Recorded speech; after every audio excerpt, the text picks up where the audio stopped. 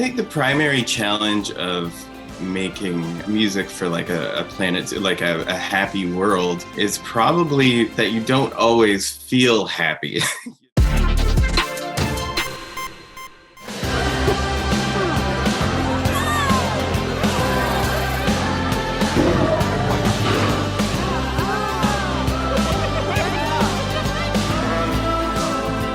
My name is JJ Ipsen, and I'm the composer for Planet Zoo.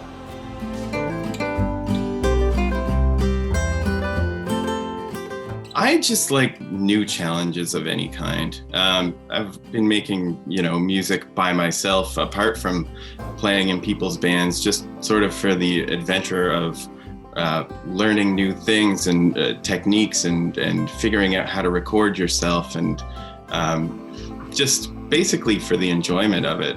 And games seemed like just another extension of that, really.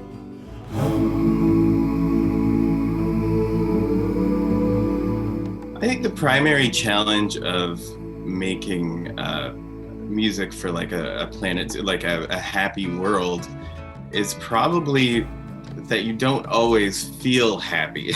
Like you sometimes start making a piece of music and think, oh God, now I have to figure out how to make this fit, if it's going to fit, or just start from scratch. Like, it's a sometimes trickier mindset to be in the happy place than it is to be in like a more dark genre or something, But with Planet Zoo, we really have any instrument and any, it just sort of has to have that vibe of, this is what I want to listen to when I'm looking at these visuals. This is what, has to complement the happy graphics in some sort of way and contribute to the mood that we're trying to create for a player.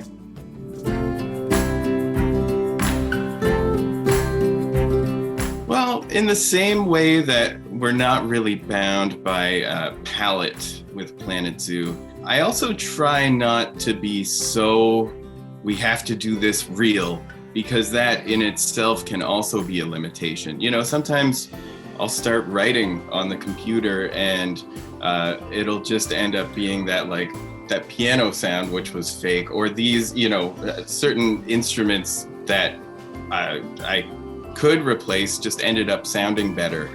To give an actual percentage of what is real versus what is fake is tough. When it comes also to a lot of the world instruments, there's some stuff that you can do a pretty reasonable facsimile, like thinking specifically of like a Chinese erhu, which is a sort of played upright string instrument. And it's fairly easy to mimic sounds of something like that on a cello that you've muted and taped up, and, but at the same time, there are also like virtual instruments that do that fantastically. I've used both ways in the game, and it's somewhere in that blend of the two that I think the soundtrack finds its success. I come out here and I make music every day and tend to pursue the ideas that feel most natural, which means, the first day tends to be either extremely frustrating or very exciting. From start to finish on a single piece of music, I usually give myself 4 or 5 days. It's been a long time since I've totally hit a wall or just made a disastrous track that was like, nope. It took me a long time to figure this out, but the simple answer is go for a walk in the woods every day. Just get out into nature if you can. If not, just be outside for a while. We live in Canada.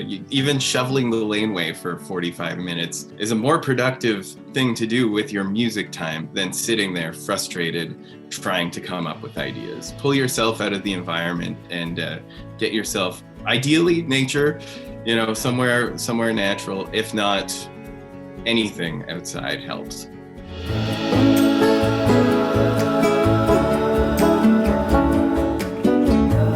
We really enjoyed working on it, and I just really hope that carries through.